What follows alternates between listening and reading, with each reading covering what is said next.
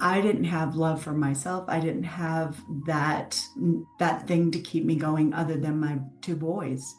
I had decided at their nap time, I would take a pillow and the gun and in their lives and then into mine. And as I sat between the crib and the single bed while they were napping, I held their little hands and I was praying with the gun in my lap. Hello, and if you are new or returning, I want to thank you for tuning in. Welcome to the Speak Up Against Stigma podcast. I am your host, Kristy Towson, suicide attempt survivor turned mental health advocate, editor, and publisher. This is a show where we believe that stories help us connect and feel less alone in the world. I bring you guests from all over the globe with lived mental health experiences to break down the stigma and to support you in your journey. You may laugh, you may learn, and you may even cry, but just remember that these conversations are not from licensed professionals, but those of us who have lived mental health experiences. With that being said, let's dive in. Hello, Shawn. How are you today? I am well, Christy. How are you today? I am doing just fine. I'm so glad that you're here with me today on the Speak Up Against Stigma podcast. So tell me, Shawn, why is speaking up against mental health stigma important to you? Honestly, my big why is just because I don't want everything that I went through to be in vain. I think it's important that we share our experiences because, much like you said, that we need to help one another navigate this and to remove the stigma. I believe wholeheartedly that if we can talk about stomach flus and we can talk about colds and we can talk about any of these other illnesses, we should be able to normalize our mental health and mental illness, making it easier to talk about, less shame. We'll be able to move that needle a little. That's exactly the purpose of the podcast is to tell stories and have conversations around mental health, just like we would any other diagnosis. Let's jump right into it. What happened to you? You said that you didn't want what happened to you to be in vain. Let's start there. Going back, as a child, I struggled with depression. And in the 70s and 80s, we didn't really talk about depression. So for me, the first time I had attempted suicide, I was 8 years old. And I was in the third grade. And I had heard about a teacher who had asphyxiated herself in her garage. And for me, while there was sadness, that was the first time I realized there was an option to do this, not realizing, of course, the severity and the finality of something like that. So I had gone home from school that day and I had taken a bottle of baby aspirin. And of course, probably it just made me no more than sick, but it was the first time that I really felt like I just didn't want to do this anymore. Not really thinking about being dead, but just that I didn't want to do it anymore. When I was 15, I had attempted suicide again. At this point in my sophomore year in high school, I struggled. I was bullied in school, just not really feeling like you fit in. I did have friends and going through a difficult time again that I decided I was going to take my life. And it was a recurring thought for me. So at one point, I had captured a suicide helpline number. And on this particular day, I remember just praying and asking God to show me a sign. And so I had called numerous friends. Nobody was home, nobody was available to take my call. So I took that as a sign. And I had snuck into my parents' alcohol and I had grabbed a bottle of vodka and a bottle of ibuprofen and had consumed that. It wasn't too long till I started really feeling the effects of it. At that point, you step into this fear because it's not that you want to die, it's just that you want it to stop and you don't know how to stop it. We didn't talk about depression in the house. I was sad and everybody was trying to help me cheer up. And so I remember we had two landlines in the house, and I remember calling the suicide helpline. And really, I can't remember the conversation, but it wasn't too much after that my parents came down and got me to the hospital. At the hospital, they pumped my stomach, and a few hours later, I know I talked to a therapist. I didn't want to really disclose the things that were going on at home. I didn't really want to talk about the why behind it, so I really minimized it. But they went ahead and they sent me home that night. And my family and I never really talked about it. They never really wanted to understand why I was feeling, what I was feeling, what I was struggling with. So it was just one of those things that we just moved on past. The biggest moment for me was when I was 23 years old. I was the mother of a 3-year-old and a 9-month-old. And I was also struggling with postpartum depression.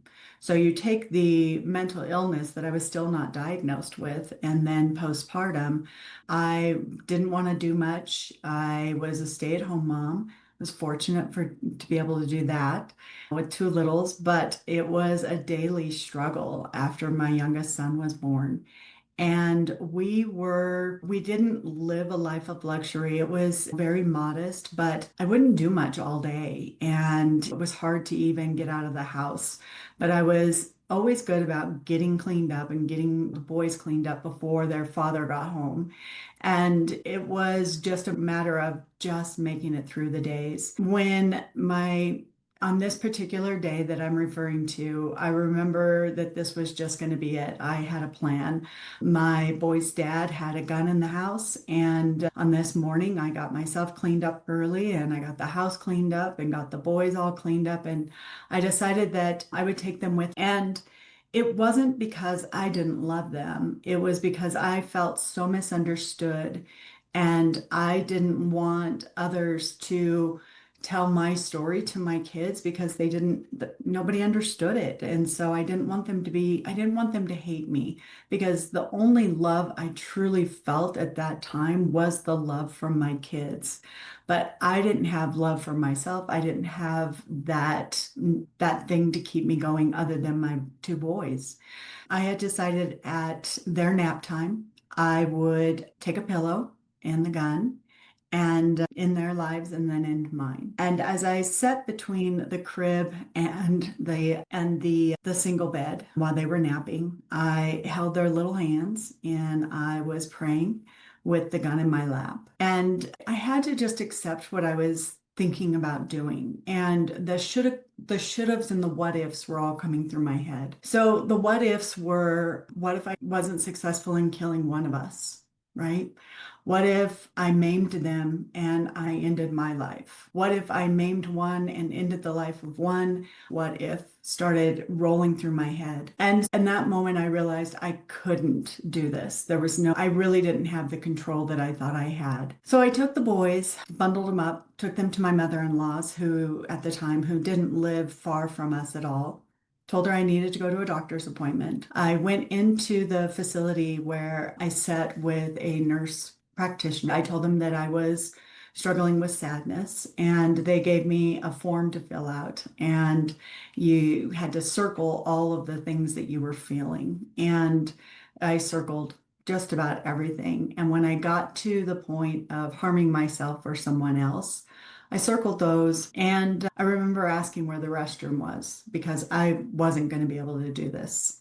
So I went to the restroom, pulled myself together, and when I came out of the restroom, there was a paramedic, a doctor, and a couple nurses that were there. And I was not leaving and going home. And so I was transported to the hospital, where I was put on a 72-hour hold. That 72-hour hold turned into 3 months. And it was during that time that I was actually diagnosed with multiple personality disorder. It was an easy diagnosis to accept at the time, because what kind of mother would do this, right? It had to have been another part of me that was dealing with childhood traumas, and that There's no way a good mother who loves her kids would do that. After I was released from the hospital with this diagnosis, I was not allowed to be alone with my children. I had to be supervised, either by a family member or by a social service support counselor that was assigned to our case. After that, I would say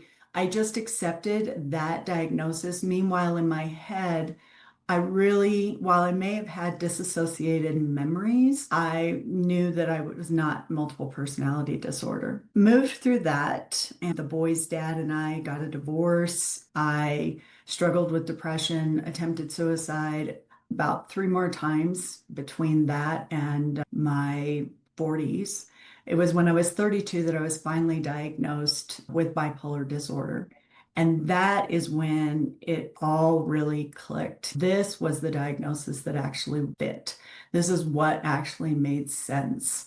There were the highs, there were the lows. It was very textbook kind of thing. For anybody with bipolar disorder, when you have those mania and manic episodes, it presents itself very differently. And for me, it's suicide ideation into where even in 2017, I had an episode, and I can't drive down the road without thinking about how to drive as fast as I can into this overpass or drive off of an overpass, or I couldn't sit through a meeting at work without trying to figure out how I would end my life in this room, in this place. But it really is a struggle, and it's really knowing yourself, and it is becoming very self-aware to where when I'm having these difficult times, I know what I need to do. I need to ask for help. I need to tell someone how I'm feeling.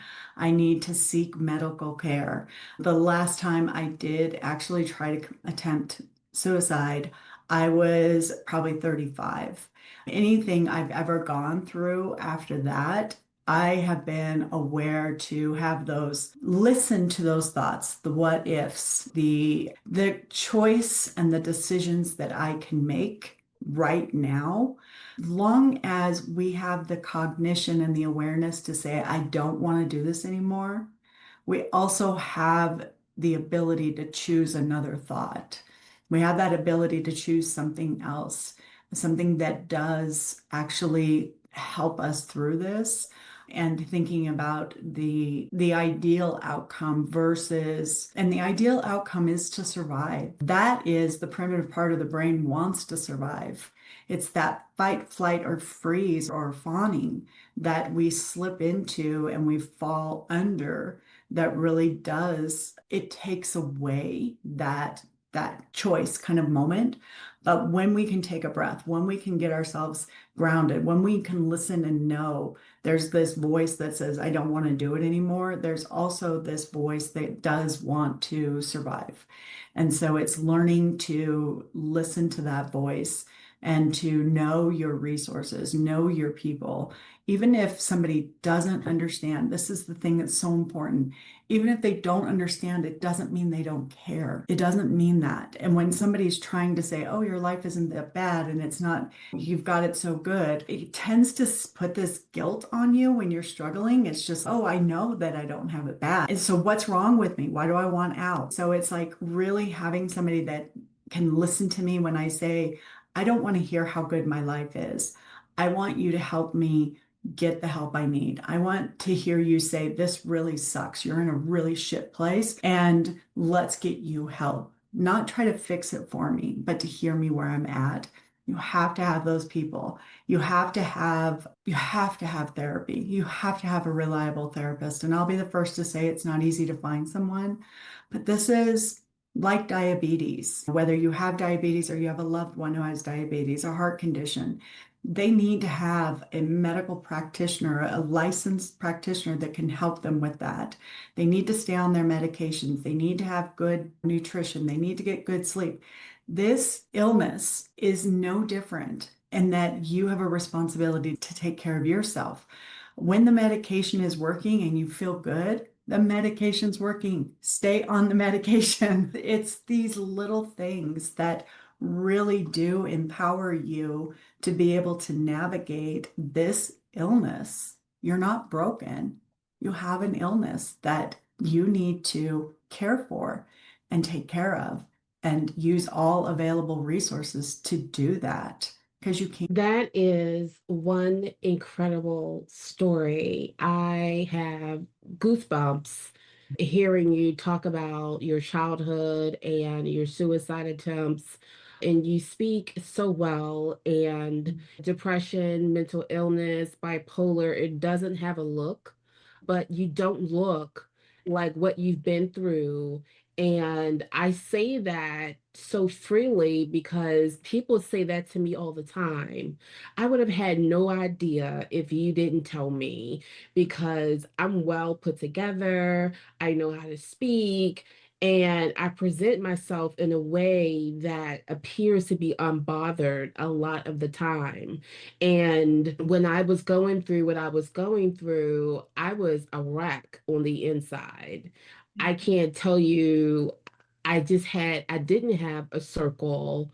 I had my mom and I had an ex-husband and I had my children, but none of them understood what I was going through. So they didn't feel like someone that I could turn to say, I'm tired, I want out, I just want the pain to stop. I was not met with compassion back then. Unfortunately, I get it now because I had to go to the extreme.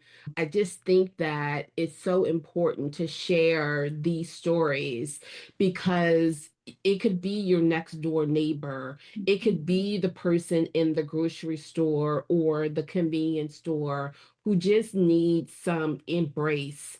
And something that you said that stood out like a sore thumb was you didn't want to die per se, but you wanted the pain to stop. I'm going to get a t-shirt that says that because I hear that from suicide attempt survivors all the time. And it's not that you do want to die because that's not what we ultimately want. Like you said, you had children, you had a family, all of the things, from the outside that are appealing to other people, but on the inside, you're still broken. It's something, it's just not connecting. I too have been diagnosed with bipolar disorder, and it took a hospitalization for me to get that diagnosis. For so long, I was diagnosed with depression, ADHD, which overlap in a lot of different ways. And so it was very difficult for the professionals that were on my team to pinpoint exactly what was going on with me. And so I struggled a lot. The medication that was being thrown at me wasn't working because it was for the wrong symptom, the wrong diagnosis, if you will. And so I just can't say thank you enough for sharing your story. Where are you today? How have you transitioned from what you've gone through to bring you to where you are today, where you're telling your story, making an impact? Yeah, thank you. And thank you for sharing your story. If I can just go back to real quick before I jump into where I am today, I just want to say it isn't that uncommon. And that's the thing that as you and I and more speak up about it, my neighbor does confide in me because it is my transparency that makes others feel safe to share.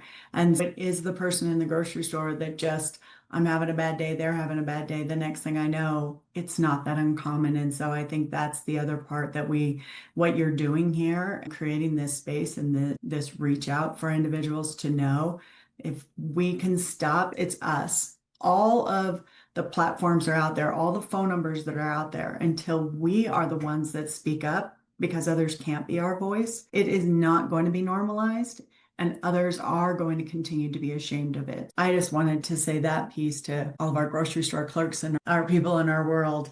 But for me, I was 45 years old, still struggling with how to manage and mitigate. And for decades, from the time I was diagnosed at 32 with bipolar disorder, people were like, you should meditate, you should meditate. And I was like, do you have any idea the community that's in my head sitting around that conference room table? Like, there is no way I can just sit and not think.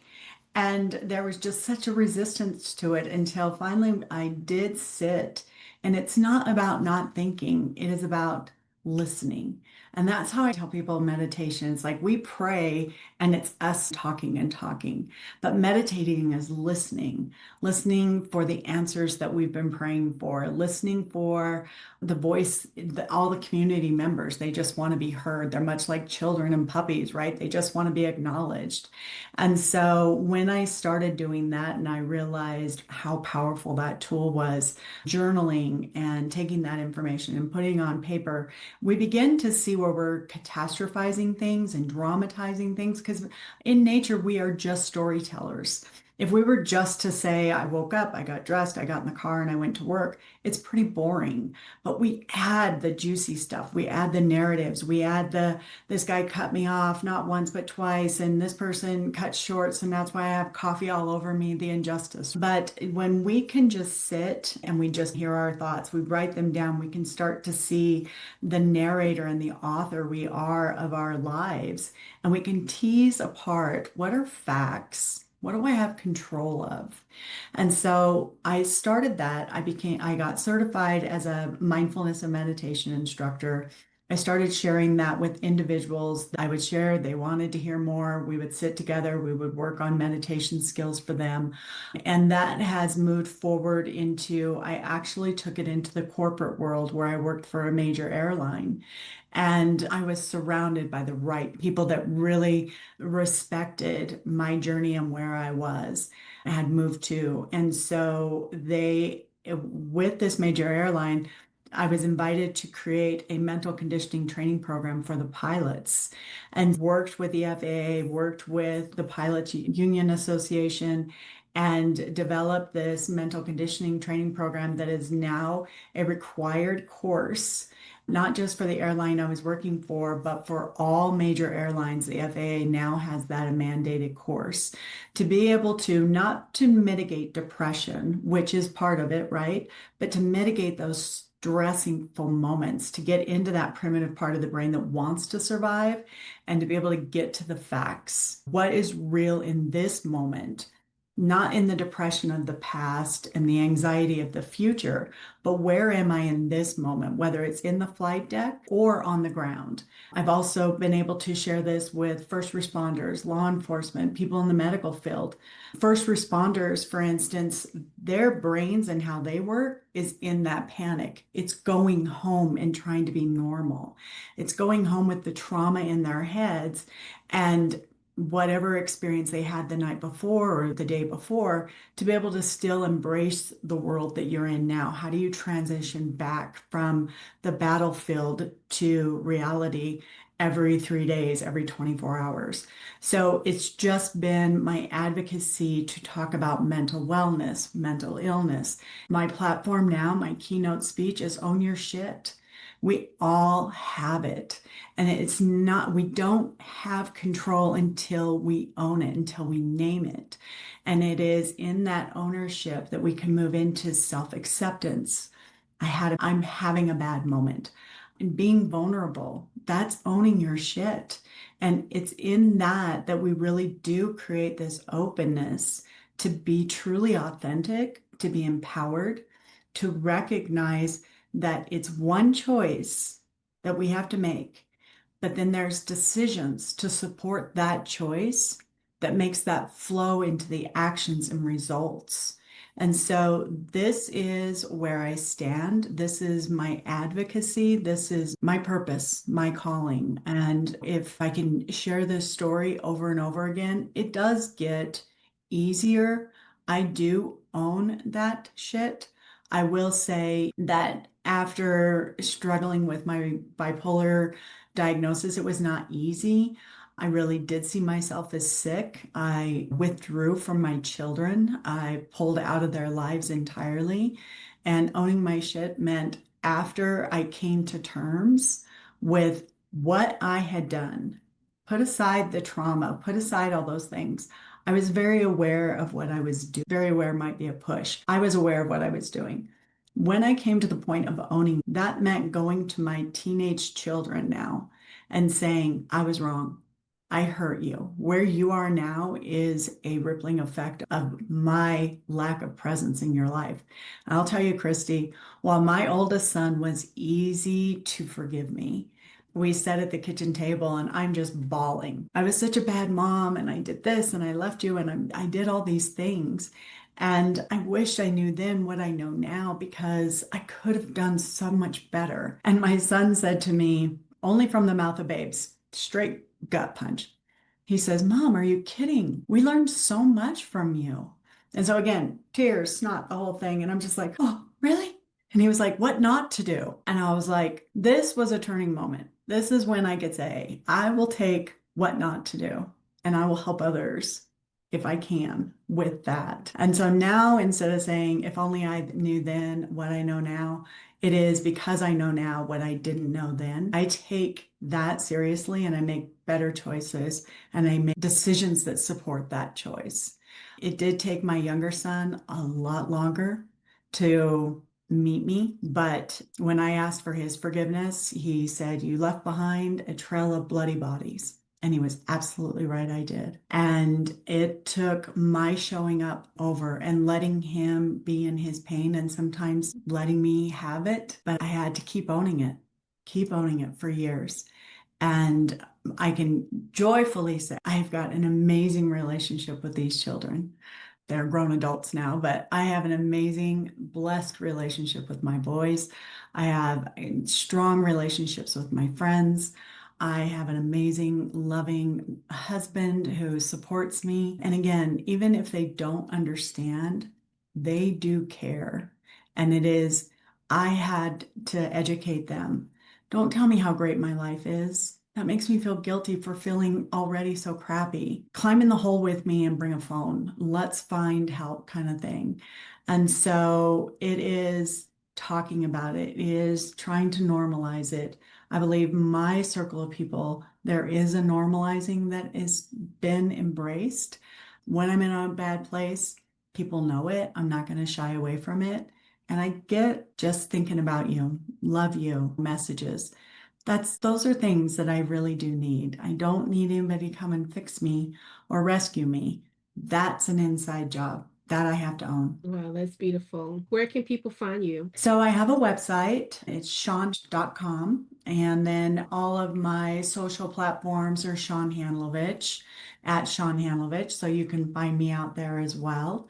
Happy to hear from people. Happy to share my story again. I'm going to just keep talking about it in the hopes that others will join me in the conversation and that we can really normalize this just like we do allergies and a cold and everything else we struggle with. This has been phenomenal. Thank you so much, Shawn, for showing up today, being vulnerable and transparent about your story. I know that so many people are going to be blessed just through hearing everything that you had to share today. I know I have been. So thank you so much for showing up and sharing your story on the Speak Up Against Stigma podcast. Thank you, Kristy. Appreciate you. Thank you. Bye.